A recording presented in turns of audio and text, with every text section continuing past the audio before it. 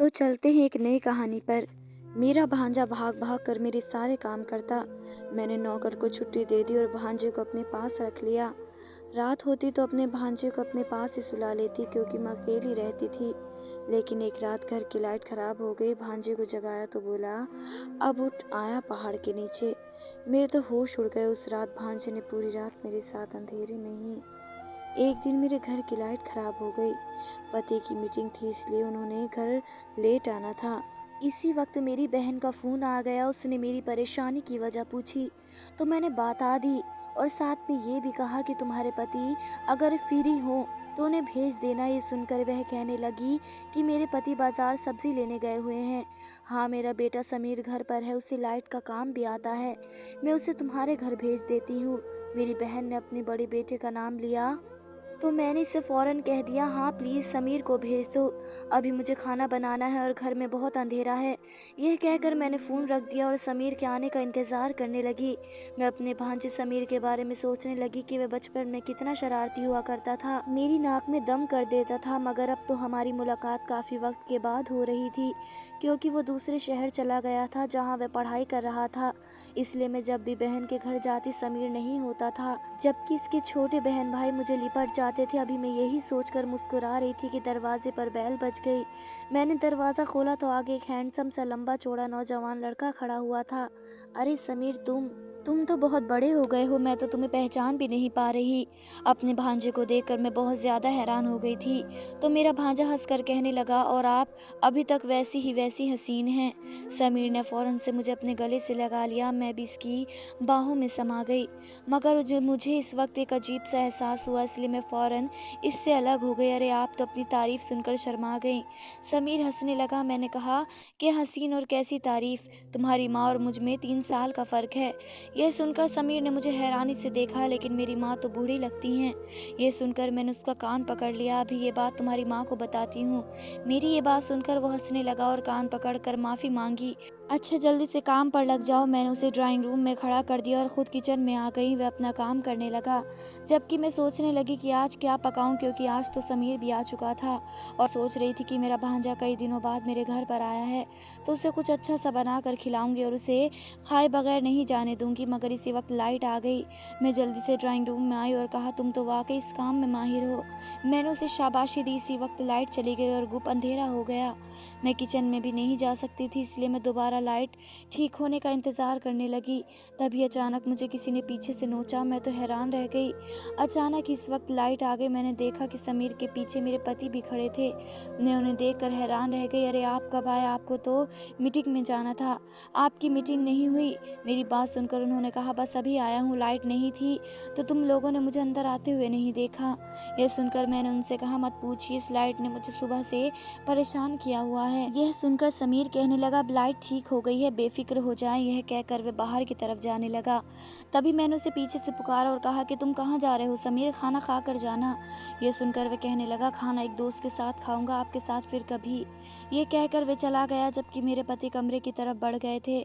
और मैं हैरान और परेशान सोच रही थी कि नोचने वाली हरकत मेरे साथ किसने की थी, समीर ने या मेरे पति ने। इसके ठीक 2 दिन बाद समीर मेरे घर पर था। वह मेरे लिए कुछ कपड़े लाया था जो मैंने एक टेलर को दिए थे। मैं वहाँ से ला ना सकी। मेरी बहन के कपड़े भी वहीं टेलर सीता था, इसलिए समीर अपनी माँ के कपड़े लेने गया तो मेरे कपड़े भी ले आया। मैंने इसका धन्यवाद किया तो वह कहने लगा, आज खाना खा कर जाऊँगा, इसलिए कोई धन्यवाद नहीं। यह सुनकर मैं फ़ौरन किचन की तरफ गई और इसकी पसंद का खाना झटपट बना कर तैयार कर दिया। मैं बाहर आई तो वह मेरे बेड पर लेटा हुआ था। इसके हाथ में मेरी साड़ी थी, जिसे देखकर वह कहने लगा, लोग इस उम्र में मोटे हो रहे हैं और आप दिन पे दिन हसीन खूबसूरत होती जा रही हैं। ये सुनकर मैं समझ गई कि वह यकीनन अपनी माँ की बात कर रहा था, क्योंकि वह बहुत मोटी होती जा रही थी। मैंने इसके सर पर एक थप्पड़ लगाया तो उसने मेरा हाथ पकड़ लिया और उसे चूम लिया। इसकी बहन भाई भी ऐसे ही करते थे, मगर समीर मुझे बहुत अजीब नज़रों से देखने लगता था। मैंने इस बात को नज़रअंदाज कर दिया। मैंने सोचा कि बड़ा हो रहा है, इसलिए इसका मुझे प्यार करना अजीब लग रहा है। मैं शीशे के सामने आकर अपने बाल ठीक करने लगी। मैंने खाना बना लिया था, इसलिए सोचा कि अभी तैयार हो जाती हूँ। तभी समीर मेरे पीछे आया और कहने लगा, मैंने आपको साड़ी पहने कभी नहीं देखा, ये नई साड़ी मुझे पहन कर दिखाइए। ये सुनकर मैंने इसे घूरा, मैं तुम्हारे घर अक्सर साड़ी पहन कर आती थी। याद है जब मेरी नई नई शादी हुई थी, वैसे भी ये नई साड़ी मुझे एक पार्टी में पहन कर जानी है। ये पार्टी मेरे पति के बॉस ने दी है।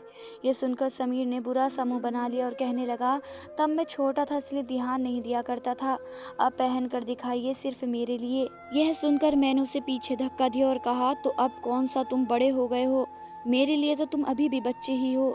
मगर समीर ने ऐसी जिद पकड़ ली कि मुझे वह साड़ी पहननी पड़ी। हम खाना खाने आए तो समीर बस मुझे ही देखता रहा और मैं इसे नज़रअंदाज करके खाना खाती रही। इसके बाद समीर रोज़ हमारे घर आने लगा। उसे मेरे पति के आने जाने का वक्त मालूम हो गया था, इसलिए वह इस वक्त आता जिस वक्त मेरे पति घर पर नहीं होते थे। ये बात मुझे अच्छी नहीं लग रही थी, मगर इसे क्या कहती, वे मेरा अपना ही तो था। लेकिन वह जब घर आता था मैं चौकन्ना हो जाती थी। एक दिन समीर घर आया तो मेरे नौकर से लड़ाई हो रही थी। ये नौकर मेरे पति ने रखा था और इससे हम बाहर के काम करवाते थे, हम इसे अच्छी तनख्वाह देते थे।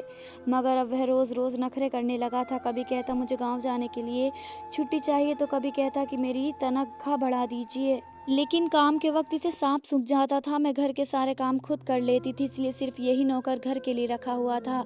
मगर इसके नखरे ख़त्म नहीं हो रहे थे। दिन पे दिन कोई ना कोई बात निकल के आ ही जाती थी। कई बार मेरे पति ने इसके पैसे भी डबल किए, मगर आज फिर इसने मुझे कहा कि महंगाई बहुत हो गई है, मेरी सैलरी और बढ़ा दो। ये सुनकर मुझे गुस्सा आ गया और मैंने इससे कहा कि मैं तुम्हारी रोज़ रोज़ की फरमाइशों से तंग आ गई हूँ, इसलिए तुम ये नौकरी ही छोड़ दो। ये सुनकर वह मेरी मिन्नतें करने लगा। तभी समीर आ गया और उसने सुना तो नौकर की पिटाई कर दी। समीर तुम बीच में मत आओ, ये हमारे घर का मामला है। मैंने समीर को रोकना चाहा, मगर समीर ने नौकर को भगा दिया और कहने लगा, ऐसे घटिया नौकर रखने की ज़रूरत नहीं है, इसकी जगह मुझे बुला लिया करे, मैं आपका हर काम कर दूंगा। समीर की यह बात सुनकर मैंने इसके सामने पानी का गिलास दिया तो वह पानी पीने लगा। आजकल के बच्चे भी बड़े जल्दी गुस्से में आ जाते हैं। मैं खुद ही नौकर से बात कर लेती, मगर उसने मेरा नौकर भी भगा दिया और अब मेरे खातिर नौकर बनने को भी तैयार था। समीर इस बात को जाने दो, मैं अपने पति से कहूँगी तो वे मुझे नया नौकर रख देंगे। तुम अपनी पढ़ाई पर ध्यान दो, तुम्हारी माँ को तुमसे बहुत उम्मीदें हैं, तुम बस अपनी पढ़ाई पर ध्यान दो। ये सुनकर समीर कहने लगा, मैंने अभी एक कोर्स कंप्लीट किया है, अभी इसका रिजल्ट आने तक मैं बिल्कुल फ्री हूँ, मैं तब तक आपका नौकर बनने को तैयार हूँ, और वह भी फ्री में। यह सुनकर वह हंसने लगा, लेकिन आपने ये बात माँ को नहीं बतानी है। समीर की यह बात सुनकर मैं चौंक गई, क्योंकि वे मेरी माँ हैं, उन्हें अच्छा नहीं लगेगा कि उनका बेटा किसी का नौकर बन जाए। ये सुनकर मुझे भी हंसी आ गई। इस दिन के बाद मैंने समीर से कहा कि तुम जब जब भी फ्री हो घर पर आ जाया करो मेरे काम करने।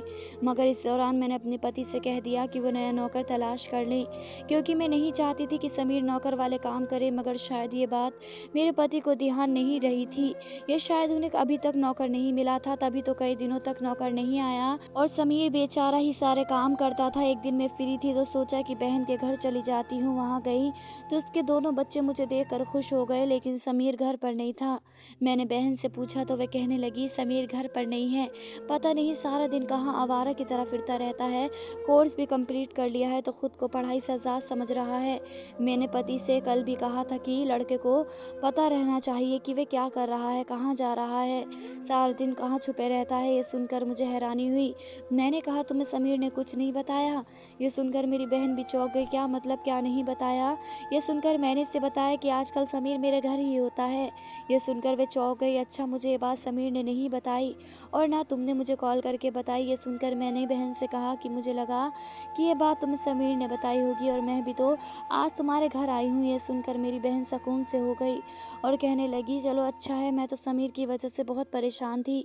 पति मेरे काम के सिलसिले में बिजी रहते हैं और मुझे इस मोटापे ने तंग करके रख दिया है, वरना तुम्हारे घर आती तो ये बात मुझे भी पता चल जाती। खैर ये भी ठीक है कि वह आवारा दोस्तों के साथ नहीं रहता और उनके साथ पढ़ने की बजाय अपनी मौसी के घर चला जाता है। तुम उसका ख्याल रखा करो। मेरी बहन बेफिक्र हुई तो मैं इसे कहने लगी कि अपना ख्याल रखा करो, तुम्हारा वज़न बहुत ही बढ़ रहा है। इस दिन मैं बहन के घर से खाना खा कर आई, मगर जब तक मैं वहाँ रही समीर घर नहीं आया। मैं घर वापस आई तो पति को कॉल की, उसने कहा कि मैं घर देर से आऊँगा। ये सुनकर मैं सुकून से हो गई, मगर मैं जैसे ही अपने कमरे में आई हैरान रह गई। सामने मेरे बेड पर समीर सो रहा था। वह गहरी नींद में था, इसलिए मैंने उसे जगाना सही नहीं समझा। उधर मेरी बहन का मैसेज आया कि अभी तक समीर घर नहीं आया। मैंने समीर की वीडियो बनाई और बहन को व्हाट्सएप कर दी। ये देखकर मेरी बहन कहने लगी, ये समीर को क्या होता जा रहा है, आजकल वह तुम्हारे घर कुछ ज़्यादा चक्कर नहीं लगा रहा है। ये सुनकर मैंने उससे कहा कि समीर बड़ा हो रहा है, इसलिए बदलाव चाहता है। तुम बेफिक्र रहो, मैं इसका ख्याल रखूंगी। ये सुनकर मेरी बहन तो बेफिक्र हो गई, मगर मैं बेचैन थी कि पति आएंगे तो उन्हें क्या जवाब दूंगी। ये सोच सोचकर मैं परेशान हो गई। इस वक्त पति की कॉल आ गई और उन्होंने मुझसे कहा कि मैं एक ज़रूरी काम के सिलसिले में शहर से बाहर जा रहा हूँ, दरवाज़ा लॉक करके सो जाओ। ये सुनकर मैं बेफिक्र हो गई। ऐसा पहले भी कई बार हुआ था, इसलिए मैं पहले भी घर में अकेली रह चुकी थी, लेकिन आज तो घर पर समीर भी मौजूद था, इसलिए मैं बेफिक्र होकर दूसरे कमरे में आ गई और मुझे नींद आ गई। मैं सुबह जागी तो समीर के कमरे में जाकर देखा वह अभी तक सो रहा था। मैंने उसे हाथ लगाया तो चौंक गई, क्योंकि उसे बहुत तेज़ बुखार था। मैंने उसे नींद से जगाया तो उसने मुझसे कहा कि मेरे सर में बहुत दर्द है। मैंने डॉक्टर को कॉल की और इसके लिए चाय बना लाई। मैं समीर का सर दबाने लगी। मुझे अब आप बहुत अच्छी लगती हैं। मेरा दिल करता है कि मैं हमेशा आपके पास रहूं। समीर बेहोशी में भी ये अजीब बातें बोल रहा था। यह मेरी बहन का बेटा था। मैंने इसका माथा चूम लिया। रब ने मेरी झोली खाली रखी थी, लेकिन मेरी बहन की झोली बच्चों से भर दी थी। उन बच्चों को मैं अपनी औलाद समझती थी, इसलिए समीर को बुखार में देखकर मैं भी तड़प गई। डॉक्टर आया तो उसने समीर को दवाई दे दी और वह शाम तक लेटा रहा। इस दौरान मैंने अपनी बहन को ये बात बताई तो वह फौरन मेरे घर आ गई। समीर कुछ देर पहले मुझसे बातें कर रहा था, मगर माँ को देखकर उसने अपनी आंखें बंद कर ली और सो गया। उसकी माँ ने कहा कि समीर अब घर चलो, तुम्हारे बाबा को भी तुम्हारी फिक्र हो रही है, मगर समीर ने कोई जवाब नहीं दिया। मेरी बहन का चेहरा उदास हो गया, इसलिए मैंने उससे कहा कि समीर सो गया है, जागेगा तो मैं खुद उसे घर छोड़ कर आऊँगी। ये सुनकर मेरी बहन चली गई। मुझे ऐसा लग रहा था कि दोनों माँ बेटी के बीच कुछ चल रहा है, मगर मेरी बहन ने ये बात मुझे नहीं बताई। मुझे इस बात पर हैरत हो रही थी। माँ के जाते ही समीर ने अपनी आंखें खोल दी और मुझसे कहा कि मेरा सर दबा दो। मैंने उसका सर अपनी गोद में रख दिया और दबाने लगी। समीर, तुमने अपनी माँ को देखकर आंखें क्यों बंद कर ली? ये सुनकर समीर कुछ देर तो खामोश रहा। मेरे कहने पर वह बताने लगा, माँ मुझसे खुश नहीं है। उन्हें लगता है कि मैं जो बड़ा होता जा रहा हूँ, बदतमीज़ होता जा रहा हूँ। वह बाबा के सामने मेरी बेइज्जती करती हैं, इसलिए मैं घर नहीं जाना चाहता। समीर की यह बात सुनकर मैं चौंक गई। मेरी बहन तो बहुत अच्छी और पढ़ी लिखी माँ थी। वह ये बात जानती थी कि बच्चों के साथ कैसे बर्ताव करना था, मगर समीर तो कोई और ही कहानी सुना रहा था। इसलिए मैंने समीर से कहा कि वह तुम्हारी माँ है, इसलिए तुम्हारी परवाह करती हैं और चाहती हैं कि तुम अपनी ज़िंदगी बर्बाद ना करो, अपनी कीमती वक्त ख़राब मत करो। ये सुनकर समीर ने अजीब सा मुँह बना लिया और कहने लगा, दूसरों के सामने मेरी बेइज्जती करके उन्हें लगता है कि वे मेरी परवाह करती हैं। समीर की ये बात सुनकर मैं समझ गई कि दोनों माँ बेटी के बीच में कोई गलतफहमी हो गई थी।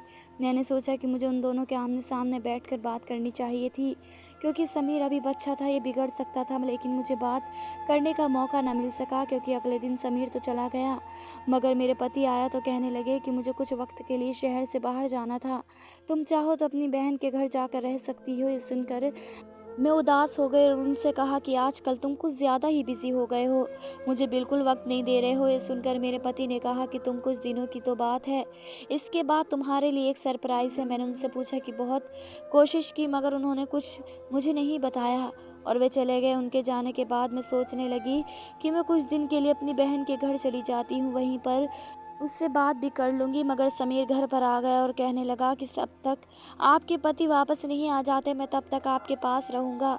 ये सुनकर मैंने उसे मना करना चाहा, मगर मैं जानती थी कि वह बहुत ज़िद्दी था, यह बात नहीं मानेगा, इसलिए मैं चुप हो गई और सोचा कि समीर कुछ दिन बाद खुद ही चला जाएगा, तब मैं अपनी बहन के घर चली जाऊँगी।